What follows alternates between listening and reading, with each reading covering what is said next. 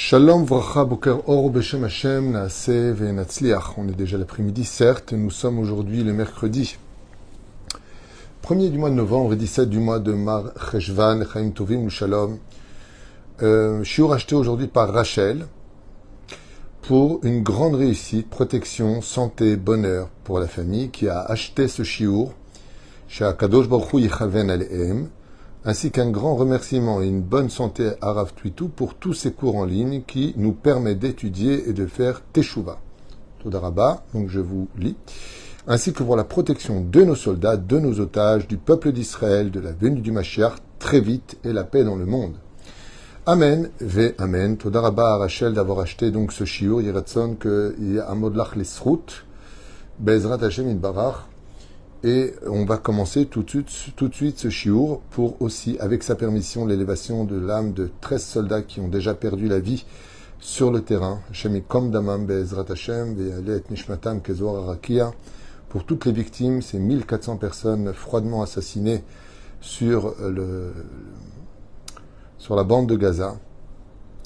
Et puis surtout pour les 239 otages aujourd'hui de façon répertoriée avec leur nom de toute cette situation qui atteint son 26e jour, en espérant, Be'ezrat Hashem, que la vérité sorte, c'est ce que je souhaite, mais je me rends compte que c'est très difficile aujourd'hui de dire des vérités. C'est pas évident, surtout quand elles sont ignorées volontairement. Donc, on va essayer de surmonter le moral avec une histoire que je viens de recevoir à l'instant. Et je suis persuadé que tout le monde sera très content d'entendre cette histoire, parce qu'elle remonte quelque part un tant soit peu le moral, même si quelque part chaque juif, qu'il soit ou pas shomer Shabbat, qu'il mange ou pas kasher, qu'il fasse ou pas son devoir de juif pour lequel nous sommes signalés dans le monde. Il n'y a plus de recherche de sionistes aujourd'hui, d'Israéliens, de soldats. Il y a une recherche du juif partout où il est. Parce que quelque part, les nations du monde, dans leur cri aujourd'hui actuel, ont compris que nous sommes une seule famille. Et donc pour eux, juifs de France, des États-Unis, d'Allemagne, d'Europe ou d'ailleurs, ou juifs d'Israël, vous êtes juifs. Et donc aujourd'hui, une fois de plus, comme pour la Deuxième Guerre mondiale, nous sommes montrés du doigt, non pas parce que nous sommes pratiquants ou pas, mais parce que nous sommes juifs descendants d'une même et unique famille, un arbre généalogique très connu, puisque c'est celui de la Bible, Abraham, Yitzhak et Jacob, pour lequel, Yaakov donc en hébreu, pour lequel nous venons. Et vous savez qu'il y a eu, pendant ce massacre du 7 octobre, quelque chose qu'on ne peut pas ignorer, même si on ne veut pas faire d'amalgame, pour nous-mêmes, les Juifs, c'est que sur tous les 27-28 kibbutz et moshavim qui ont été attaqués par le Hamas, dans lesquels se sont produits des atrocités dignes des pires SS de l'histoire, eh bien, 2 kibbutz n'ont pas été touchés. Et les 2 seuls kibbutz qui n'ont pas été touchés sont les 2 seuls qui étaient shomer Shabbat. J'ai vu ces vidéos où on voit effectivement les terroristes du Hamas essayer d'ouvrir la barrière de sécurité qui mène à l'intérieur, et étant donné que c'est Shabbat, elle est fermée et à clé, c'est-à-dire qu'elle est fermée par un système électronique qui ne permet pas de l'ouvrir puisque les voitures ne rentrent pas et ne sortent pas pendant Shabbat, car tous les habitants de l'intérieur sont shomer Shabbat. Mais tous les autres, par contre, eux, ne sont pas shomer Shabbat. Il y a eu une autre vidéo qui a été faite dans un kibbutz qui était carrément anti-religieux, bizarrement, et qui, pour 2 ou 3 familles qui se sont battues pour créer une synagogue à l'intérieur, eh bien, avec un combat acharné de plusieurs mois, voire plusieurs années, ils ont réussi à construire cette synagogue dans ce kibbutz. Et ce qu'il y a d'extraordinaire, malgré ce grand malheur qui nous a tous atteints en tant que juifs, c'est que toutes les maisons ont eu des balles, ont été brûlées, ont été... Le seul lieu qui n'a pas été touché, ce n'est que par 3 ou 2 balles, c'est cette synagogue qui restait intacte. Les Sifrei Torah sont restés intacts, et ainsi de suite. Tout le monde a vu cette vidéo qui est virale sur tous les réseaux sociaux. Ce que je vous ai dit pour la porte a été filmé, c'est dans les réseaux sociaux. Et cette synagogue a été montrée d'ailleurs aussi par un jeune Français qui a filmé et qui l'a mis sur les réseaux sociaux. Et là, j'aimerais vous faire entendre une voix, parce que ce n'est pas de moi, mais une voix d'une personne qui vient de m'envoyer ce message que je vais partager avec vous et qui vaut vraiment le coup d'être enseigné, pas simplement en tant que cours, mais surtout en tant que morale. Alors, voilà un petit peu. Je vous raconte une autre histoire de ouf qui est arrivée à une habitante d'un Bekfar qui a été décimée. Donc en fait, l'histoire est connue parce que cette femme-là, elle est venue accoucher il y a quelques jours à l'hôpital et que la femme qui l'a accouchée, c'est quelqu'un qu'on connaît, bref. Voilà, je vais m'arrêter là, j'ai noté son histoire et je vais vous la raconter. Comme vous le savez, ce matin, on a fait plusieurs cours dans lesquels je demande à tous les juifs, où qu'ils se trouvent et où qu'ils soient, de prendre sur eux la mitzvah particulière du Shabbat. Les tfilines, de manger kasher, d'être shomer nida, brit mila, n'oubliez pas tous ces points. Tous ces points. On est tellement aujourd'hui menacés que, comme le dit le Zohar HaKadosh, Ve'ayona lo matzah manoach. Le Zohar nous dit qu'à la fin des temps, le peuple d'Israël n'aura pas où poser ses pieds. En Israël, on est en guerre. En dehors d'Israël, on n'a aucune sécurité. Aucune. Moi-même, j'ai été menacé. Et pas par un ou deux. Mais bon, ça fait partie d'une certaine façon des règles de la guerre, d'être menacé, insulté, injurié. On m'a même retiré une vidéo de YouTube. Parce qu'on a estimé qu'elle était inappropriée à la communauté de YouTube. J'ai regardé cette vidéo, je n'ai rien trouvé ni d'insolent, au contraire, je suis une des personnes qui respecte le plus les autres, mais qui me bat pour la vérité, tout comme chaque religion a d'une certaine façon le devoir de penser que c'est la seule vraie religion. Permettez-moi en tant que juif, s'il vous plaît, de penser avec toute ma sincérité que ma Torah est vraie. Seulement ça ne se dit pas, ce qui paraît. Les autres religions ont le droit de faire des millions de vidéos sur leur véracité, sur leur conviction. Mais moi, je n'ai pas le droit, apparemment, de dire que la Torah est vraie et que voilà ce que dit le Zohar à la fin des temps. Très bien. Ceci étant, je remercie une fois de plus les dirigeants de YouTube de nous permettre de diffuser et d'apparaître sur leurs réseaux sociaux. Il ne faut pas être ingrat. Merci à vous. Mais je vous conseille quand même, si je peux me permettre, pour ceux qui comprennent le français, avant de retirer une vidéo, d'en regarder le contenu, et vous verrez que le contenu exprime des écrits qui ont été écrits il y a 1800 ans en arrière, que vous auriez pu vous-même dire. Seulement, en ce moment, il ne faut pas très bon d'être juif, apparemment. Je ne sais pas. Mais en tout cas, écoutez bien cette histoire, parce qu'elle mérite toute votre attention. Voilà, je vous ai fait écouter la voix d'une femme qui m'envoie plusieurs messages d'ailleurs, et là, elle me raconte une histoire qui vraiment, moi, m'a donné envie de mettre tout de suite la caméra. J'étais dans mon bureau en train d'étudier, et j'ai dit, je suis obligé de le partager avec vous. Dans un des kibbutz, qui a été attaqué par le Hamas, en cette date terrible du Shabbat 7 octobre, le jour de Shabbat et de Simchat Torah, une famille vit dans ce kibbutz parmi toutes les autres familles. Un kibbutz qui accueille des Gazaouis pour travailler avec eux, pour lequel ils sont payés tous les mois avec, s'il vous plaît, des fiches de paye, sécurité sociale, la totale. Seulement voilà, il y a un an de cela, la femme, donc l'épouse, à force d'écouter des cours de Torah et à force de se rapprocher du judaïsme, il y a un an de cela, a pris la décision de devenir Shomeret Shabbat. À peine quelques semaines plus tard, quelques mois plus tard, elle a le bonheur de tomber enceinte. Et donc elle est très heureuse. Seulement, ce qui va se passer, c'est que, comme dans le kibbutz dans lequel elle est, ce n'est pas du tout religieux, et que l'ambiance du Shabbat n'est pas au rendez-vous, elle décide, comme un accord avec son mari, tous les Shabbats, de se faire inviter chez des amis qui, eux, sont Shomer Shabbat pour partager l'ambiance agréable des chants du Shabbat et de la Shmira du Shabbat. Voilà où on en est. Seulement, en ce Shabbat du 7 octobre, elle rentre dans son 9e mois. Étant fatiguée, elle dit à son mari qu'elle préfère préparer Shabbat à la maison et recevoir un couple d'amis que de quitter le kibbutz et de voyager, car ça la fatigue trop, elle a peur de perdre les os avant l'heure, donc elle préfère se reposer. Et ainsi fut fait. Elle prépare son Shabbat en l'honneur de Shabbat et de Simchat Torah, avec de bonnes salades, des gâteaux, la totale, par ce beau Shabbat. Et ils reçoivent ce couple d'amis.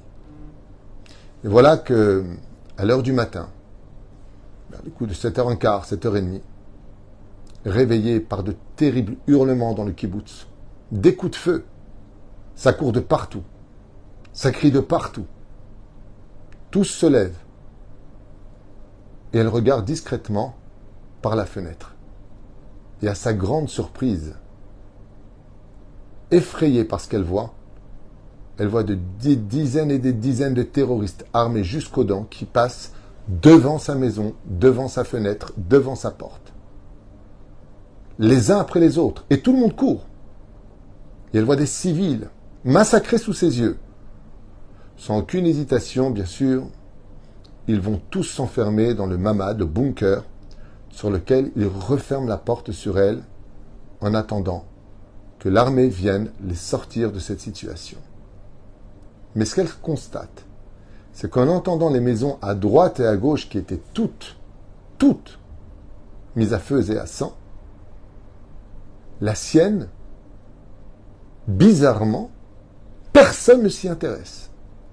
Et ça la laisse totalement en point d'interrogation. Elle, son mari, les amis qui sont sur place et là, qui se retrouvent face à une situation où il n'y a pas d'issue. On est obligé de s'enfermer et d'attendre. Ni leur porte est fracassée, ni leur maison est pénétrée.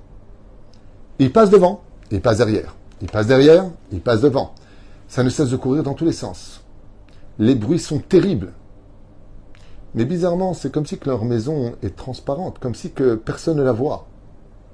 Le pire, c'est que personne ne s'y intéresse. Et ça va créer chez elle une énorme point d'interrogation. Qu'on ait besoin de s'enfermer, ils se sont barricadés, ils ne faisaient pas de bruit. Mais il n'y a personne qui s'intéresse à leur maison. 6h30 plus tard, l'armée débarque et des tirs d'échange se font entre l'armée d'Israël et le Hamas qui est encore sur place pour certains. Et parmi le Hamas va être abattu un des dirigeants de ce groupe-là. Quand l'armée fait sortir tout le monde, en même temps, ils sortent de la poche de ce chef, de ce groupe-là du Hamas qui était rentré dans ce yishuv, tous les plans de ce kibbutz. Tous les plans sont marqués, dans les moindres détails. Le nom des rues, les noms de famille des maisons, par où rentrer, par où sortir, qui a une arme, qui n'en a pas, et ainsi de suite. Tous les détails, dans les moindres détails, figurent dans ces plans qu'il retrouve dans la poche de ce terroriste du Hamas. Et là, sa grande surprise, en ce qui concerne leur adresse, voilà ce qu'il y avait marqué. Je vous le lis. Je l'ai noté. Écoutez bien ce que trouve l'armée, qu'ils vont, donc, quand ils vont sortir cette famille du bunker, voilà ce qu'il y avait marqué sur le papier. Je vous le lis. Les ouvriers de Gaza qui travaillaient dans ces kibbutz sont ceux qui ont transmis toutes les informations au Hamas. C'est pour ça que le Hamas connaissait les moindres détails. Et les ouvriers de ce kibbutz ont marqué au Hamas la phrase suivante. Quand vous rentrerez dans le kibbutz, voici telle maison, par où il faut rentrer, qui a une arme, qui n'en a pas. Et en ce qui concerne la maison de leur famille, alors eux sont devenus Shomer Shabbat depuis 1 an, et depuis 1 an ne font plus Shabbat chez eux car ils se font inviter ailleurs. Ne perdez pas votre temps avec cette maison. Ce qui fait que la femme a réalisé qu'en réalité la maison, c'est pas qu'elle était transparente à leurs yeux. C'est que comme les ouvriers de Gaza savaient, ils travaillaient là-bas. Et ils parlaient avec tout le monde, comme des amis, comme le dit le roi David. Dis-moi qui sont mes amis, car mes ennemis, je les connais. Ce sont ces mêmes personnes à qui on a donné du travail, de la confiance, qui ont transmis tous les plans de tout ce qui se passait, par où il fallait passer et comment il fallait passer. Et quand ils sont arrivés à leur maison à eux, la femme qui venait d'accoucher a dit maintenant je comprends pourquoi cette femme dont on parle, qui était devenue Shomeret Shabbat depuis 1 an, ne comprenez pas pourquoi vous passez devant, passez derrière et vous rentrez pas chez nous, vous vous intéressez pas. Non, parce que les ouvriers de ces kibbutz sont dit, elle a fait 1 an, ça fait 1 an qu'elle est Shomeret Shabbat, elle a fait Tchouva, et ça fait 1 an que tous les Shabbats, elle n'est plus chez elle, ni elle, ni sa famille. Donc comme ils étaient limités par le temps, ils leur ont marqué sur le papier, ne perdez pas votre temps avec cette maison-là, car ils ne sont jamais là le Shabbat, car ils sont devenus Shomer Shabbat. C'est une histoire que je peux vous faire écouter, elle est enregistrée ici, mais ça rejoint tellement ce que je vous ai dit ce matin, que Béhémet, Dieu a aussi sauvé des gens qui n'étaient pas Shomer Shabbat, qu'on se comprenne bien. Il y a eu des gens qui étaient à Nova dans ce festival et qui ont réussi aussi à s'enfuir et qui pourtant fumaient le Shabbat, étaient là le Shabbat. Je ne fais pas de comparaison. Mais ce que je peux dire, c'est que le Shabbat est vraiment une assurance vie. Mais la reine Bezrat Hashem Yitbarach, que ce soit pour Israël, pour les Juifs de n'importe quel domaine, cette histoire, je peux vous la faire écouter en direct. Elle est là, sur mon portable. Et j'ai préféré la noter pour 2 raisons. La première, pour faire honneur à Dieu. Et puis la deuxième, vous la partagez avec mes émotions. Parce que moi qui suis Shomer Shabbat depuis l'âge de mes peut-être 19 ans, 20 ans, vraiment 18 ans, je ne sais pas exactement à quel moment j'ai été vraiment commencé à devenir Shomer Shabbat, je me suis tout le temps rendu compte de la valeur de Shabbat, de ce que le Shabbat nous offrait. Et Béhémet, je pense que comme le dit Rabbi Shimon Bar Yochai, donc dans la Gemara de Masechet Shabbat, page 118 Amoud Bet, il y a 1800 ans en arrière, excusez-moi de citer des références, eh bien, si on était tous Shomer Shabbat, on aurait la Géoula sans condition, on n'aurait pas besoin d'attendre le mois de Nissan, on n'aurait pas besoin d'attendre le 1er du mois de Nissan pour y vivre la Géoula. Shabbat, Shomer Otanu, et cette histoire reflète pour une famille qui, Bessachakol, depuis 1 an, était devenue Shomer Shabbat et qui, par ce mérite, sont restés transparents aux yeux du Hamas, alors que malheureusement, nos frères mouraient pendant ce même moment. C'est une histoire que je vous conseille de raconter. Je vous l'ai notée, je l'ai partagée avec vous. J'espère qu'elle nous remontera tous le moral. Pour ceux qui sont Shomer Shabbat, de se renforcer encore plus, et ceux qui ne le sont pas encore, de comprendre qu'aujourd'hui, c'est aux Juifs qu'on s'adresse dans le monde. C'est aux Juifs qu'on est en train de dire « vous dérangez l'humanité ». Et quand on se pose « qu'est-ce que c'est être Juif ?» Ben, le Juif, c'est celui qui, hormis son domaine professionnel, enrichit les pays dans lesquels il va s'installer. C'est un peuple pacifiste. Étudiez l'histoire. Nous n'avons jamais fait de problème dans aucun pays dans lequel nous nous sommes installés. Aucun.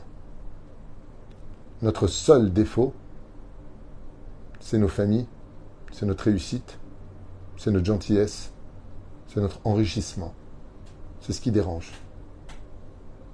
Mais être juif, c'est mettre cette filine, c'est d'avoir sa mezouza, c'est d'être Shomer Shabbat, c'est de manger kasher,